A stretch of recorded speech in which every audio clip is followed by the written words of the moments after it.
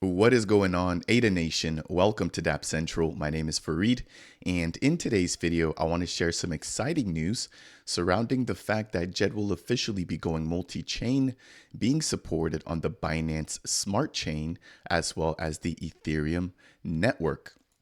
Now, if it's your first time hearing about DJED, they're going to be an over-collateralized algorithmic stablecoin that initially launched on Cardano. Now, over the course of the past few months, we've seen the total value locked for this particular stablecoin grow immensely, as well as it being tested during the USDC depeg, which took place about a month or two ago. Now, if I jump over into the official DJED website, which is available at djed.xyz, we can see that right now there's about 3.1 million of the DJED tokens currently in circulation. And then we've got about 37 million ADA in reserves, giving us a reserve ratio of 427%. Now, if you're wondering why we have to have more reserves available than the current circulating supply, that is to make sure that people are always able to redeem their DJED for about $1 worth of ADA at any time, even in the event of a black swan. So what I want to do in today's video is break down all the details here surrounding the fact that DJED will be expanding to Ethereum and the Binance Smart Chain. So I'm going to start from the very top here, and then I've got some additional announcements surrounding exactly how they're going to do that, and then two additional chains that we've already seen DJED launch over the course of the last 2 weeks.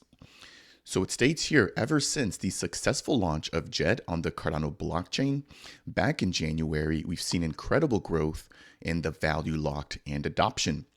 So right now we've got about $15 million currently locked on the platform for DJED. And again, keep in mind that this only launched, I believe, on January 30th or January 31st, right before the LQ protocol came online. So we're going on about 4 months now, given the fact that DJED has actually been live on the main net. After just 3 months, DJED has accumulated a total of 36 million ADA locked in its over-collateralized reserved, which I just confirmed there. In a minor correction here, they've been online on the mainnet for about 3 months, not 4 months. Now, this is all going to be amidst the chaos in the US and European banking sectors at a time which many other stablecoins experienced a volatile depegging event. If you guys somehow missed this particular event here, this was when USDC basically was no longer pegged to the US dollar, where it fell all the way down to being worth about 88 cents. Now, this took place during the collapse of the Silicon Valley Bank, in which we just saw a lot of mass panic, given the fact that the USDC platform had more than, I believe, $3 billion currently locked or invested through SVB. So as soon as that particular announcement came out about the fact that that bank was closing down, a lot of people began to redeem their USDC for the dollar, therefore putting a lot of sell pressure on that particular coin or stable coin, which again should always be pegged to $1. But during that particular event, we saw so many people exiting out of USDC that the price actually broke away from being worth $1. So a lot of people were basically down on their stable coin value, which theoretically should never happen. Now, on the other hand, we saw DJED basically maintain its triple peg, given the fact that it looks at a bunch of other factors outside of just a single factor in order to maintain its peg. So DJED really showed its strength during that particular time in which we saw so many stable coins breaking away from their peg. Now it continues to read, if the past months have taught us anything, it's that there's an incredible demand for a safe, battle-tested stablecoin that can weather the storms of economic volatility. I completely agree here. We always want to make sure that regardless of what's going on outside of crypto, that our stablecoin assets really do remain stable. It's the main reason why we've been receiving requests to integrate DJED into other blockchains.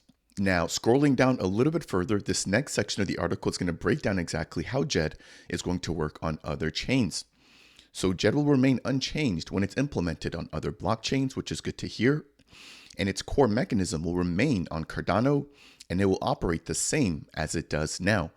Now, I believe what they're referring to here is going to be the fact that JED will still be minted and burned, as well as SHEN, the reserve coin, will be minted and burned only on Cardano. So the core mechanisms surrounding JED and SHEN will remain on Cardano, and there's not going to be any other way to mint or burn JED or SHEN on these other networks, which include Ethereum, the Binance Smart Chain, and 2 other networks that I'm going to be sharing with you here in just a minute.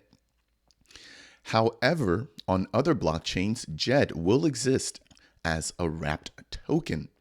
Now, this is an interesting approach here, given all of the knowledge surrounding wrapped assets and exactly how they work. And given the fact that it's going to be wrapped, we're going to have some kind of bridging solution that the article touches on here. So to achieve this, a centralized bridging solution will need to be developed.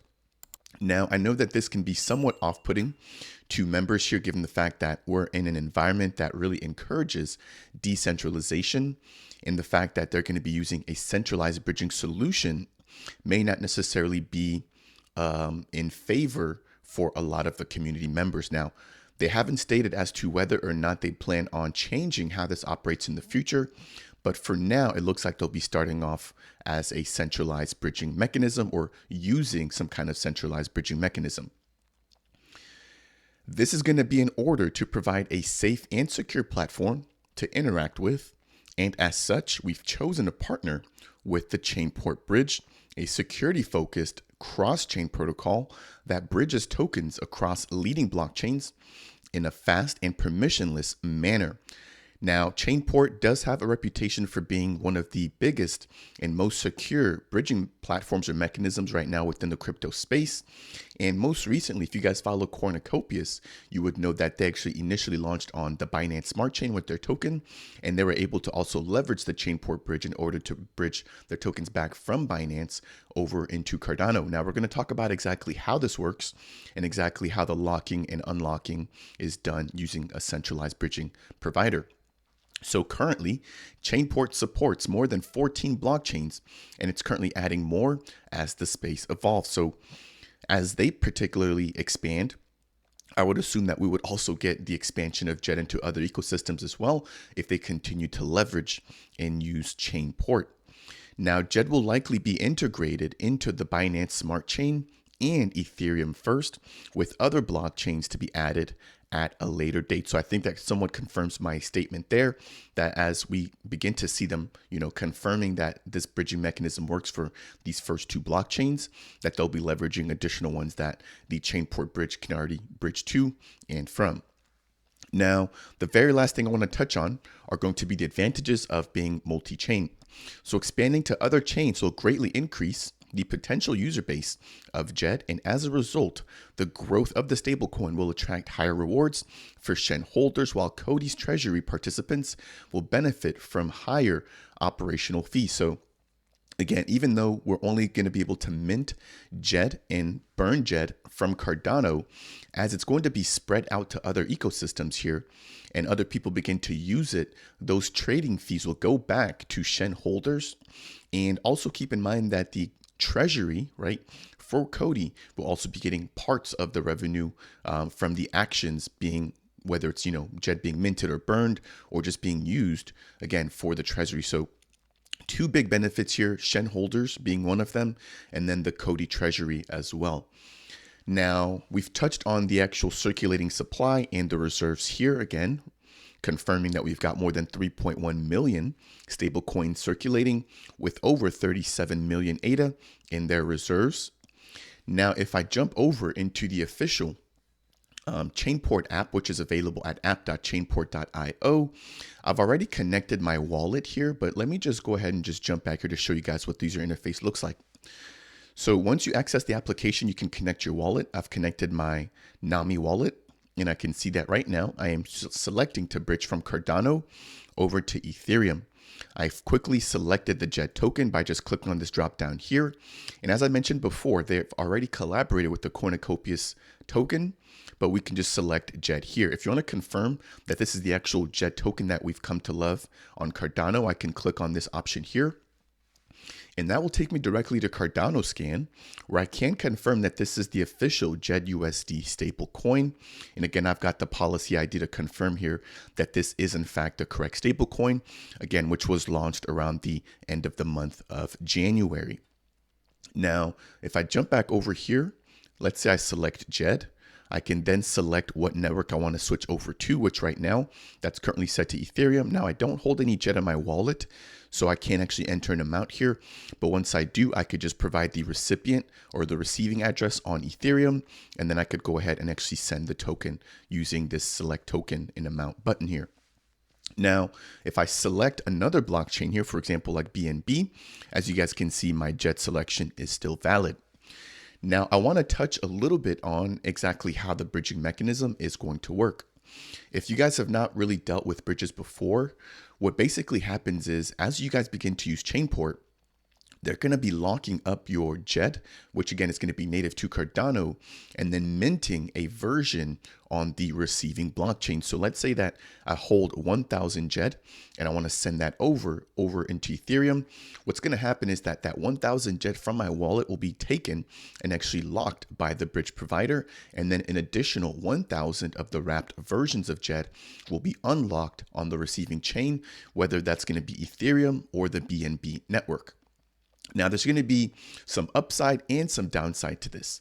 As you guys are aware, bridges are going to be a really big platform that are very susceptible to hacks, given the fact that they hold so much liquidity. And this is going to be a clear example, right? Imagine that we've got maybe a whale that wants to move over 1 million DJED from Cardano over into Ethereum. That basically means that there's going to be around 1 million DJED currently locked by the bridging provider. Now, I believe that ChainPort uses a cold storage solution to make sure that their funds are not quote unquote hot or available to hackers. If there was an issue, they only keep a very small amount, available in case that there is some kind of attack or issue with their bridge. Nonetheless, what this also means is that when you're using a bridging provider, that there will essentially be more DJED quote unquote circulating than is currently minted. So again, using this 1,000 DJED example, let's say that I mint 1,000 DJED and I want to move that over into Ethereum. Well, now my 1,000 DJED still exists on Cardano, but we've just created some brand new DJED out of thin air to represent that 1,000 that I've locked on Cardano. So there's will theoretically be more DJED in circulating supply, given the fact that it will exist on Cardano and Ethereum.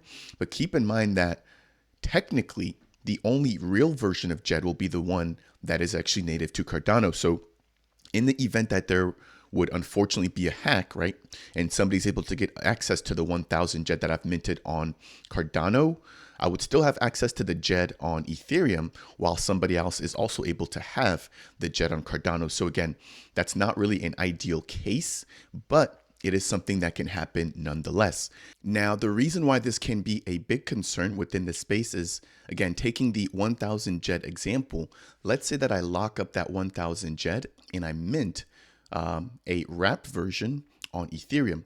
And for some reason, there is a hack that takes place on the bridge. Therefore, somebody's able to unlock the initial DJED that I minted on Cardano and locked up in order to mint on Ethereum. Now, the 1,000 DJED that I minted on Cardano is in the hands of somebody else while I hold the wrapped version on Ethereum. If I want to basically unwrap that asset, I'm no longer able to, given the fact that the underlying collateral that I initially locked is no longer there. And if DJED is not native to Ethereum, then my wrapped version of the tokens are basically worthless at that point, given the fact that I can't actually redeem them for the original collateral that was minted on Cardano. So again, this is just something to keep in mind. I'm not trying to fudge DJED in any way, shape, or form. Any other token that is listed on a bridge is also susceptible to the same exact kind of issue or attack, which is why I think, again, that the DJED team may necessarily or may need to get away from using a centralized bridge in the future. But if this is the only option that makes sense right now, then I do think that at least, getting DJED out into other ecosystems in order to get more exposure and in order to bring in more revenue for Shen holders and the COTI treasury is worth it.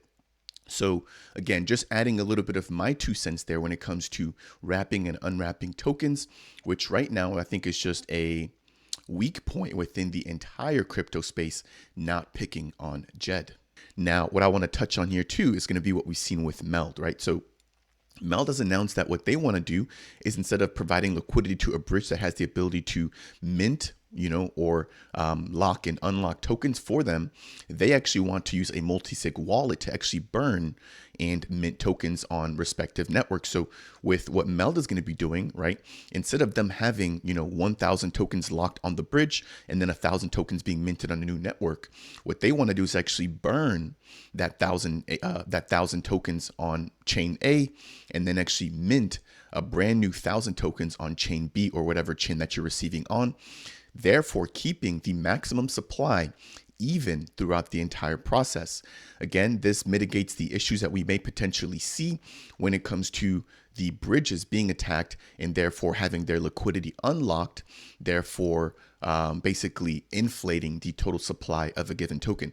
I really hope that that makes sense there, but if you guys have any questions, feel free to leave a comment down below and I can try to explain this a little bit better. Again, we've seen this occur time and time again, and I'm hoping that, with JED, that this does not become one of their weak points, given the fact that they're going to be using a centralized bridging provider in order to basically hold funds, right, and mint on the receiving chains. So I just want to touch on that there very briefly and the importance of exactly what that brings to the space. Now, the next thing I want to touch on is going to be the actual TVL of JED and the fact that it's been updated on DeFi Llama. So if we take a look at DeFi Llama here, we've got MinSwap coming in as the #1 protocol on Cardano. We've got Indigo at #2, Wing Riders at #3, and we've got JED with $13 million locked right now in terms of TVL on DeFi Llama.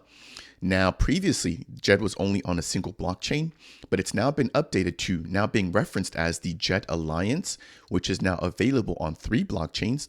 And I believe that this will be going up to 4 or 5 very, very soon. So if I click on this here, we've got a chart at the very top talking about the actual TVL. And if I scroll down and actually jump into the TVL details here, what I want to show you guys is the fact that JED is not only supported on Cardano, but it is now supported on Ergo and the Milkomeda sidechain. Now, if I scroll down a little bit further, we can see exactly how much of the token is exactly where. So we've got more than $13 million currently locked in terms of TVL on Cardano. And then we've got about $2 million currently circulating within the Ergo network. So I believe that we're going to see a slice of the pie beginning to show here for Ethereum and the BNB network as soon as it launches on those networks. If we scroll down a little bit further, we can take a look at the USD inflows as well as the token inflows, again, depending on which chain that you want to focus on. Now, the very last thing I want to touch on for today's video is going to be the fact that JED has also been integrated into the NMKR platform. Now, if you guys are not familiar with NMKR, they're going to be a platform right now supporting the minting and management of NFTs and NFT collections on Cardano. And they also offer a NFT minting service. So if you have a collection that's going to be minting, whether it's on Cardano or whether it's just your own custom collection, you can use NMKR to actually help out with the payment and the processing of that particular collection. So I just want to touch on that there. A big benefit here for JED and the integrations that we've seen across the entire ecosystem, which include platforms like AADA Finance, which is going to be a DeFi lending and borrowing platform, as well as the integration into Liquid, again, which is going to be a lending and borrowing platform within Cardano. Now, with NMKR, you might be wondering, what is the benefit of actually integrating JED into a platform like this? Well, what we normally see is, as platforms get ready to begin to mint, they might announce the value of their NFT in the price of ADA. Well, if the price of ADA goes up or down, they'll have to adjust the actual price of that collection at the time of the actual mint. So as an example, let's say that I've got an NFT collection that is going to be selling for 100 ADA when the price of ADA is 50 cents. Now, let's say that the price of ADA falls down to about 25 cents 2 weeks later for some reason. Well, now that same 100 ADA will not be worth the same amount that it would have been if ADA was worth at 50 cents. So at that point, if the value of ADA drops down, I'll have to increase the value of my NFT sale to receive the same amount in terms of a USD value. The same can also be said if the value of ADA goes up. I'll have to lower the mint amount in order to make sure that I'm not overcharging more than I was expecting to initially. Now, if I'm using a token like DJED, regardless of the value of ADA, since DJED is always pegged to a single US dollar, that value will never change. So if I were to say, hey, my collection is going to be minting for 100 DJED and the value of ADA goes up or down, that 100 DJED will still be worth 100 DJED again. So adding a little bit of stability here to the minting platform and all of their services. So a pretty cool update there. And then the very last thing I want to end on is going to be the fact that DJED is now supported on the Milkomeda C1 network. So it states here, the deployment of DJED on Milkomeda C1 is based on a version called O or Osiris, which builds upon the experience gathered with the successful previous deployment on Sigma USD on Ergo. So if you guys recall when I just showed you guys their DeFi llama, so we've got Ergo and Milkomeda here, again, which are going to be two of the platforms that right now DJED is deployed to, and we'll see it being deployed as well on Ethereum and on the BNB network. I believe that is going to do it here for today's video, touching on DJED and the fact that it's now going to be going multi-chain, being supported on Ethereum and BNB. If you guys found this video to be helpful or insightful in any way, shape, or form, I would really appreciate it if you guys could tap that like button. If it's your first time stopping by the channel and you want more content like this, consider subscribing. And if you have any questions for me surrounding DJED and their token expansion into Ethereum and BNB, as well as on Ergo and Milkomeda, then make sure to leave a comment down below. That said, and as always, I will see you guys in the next video.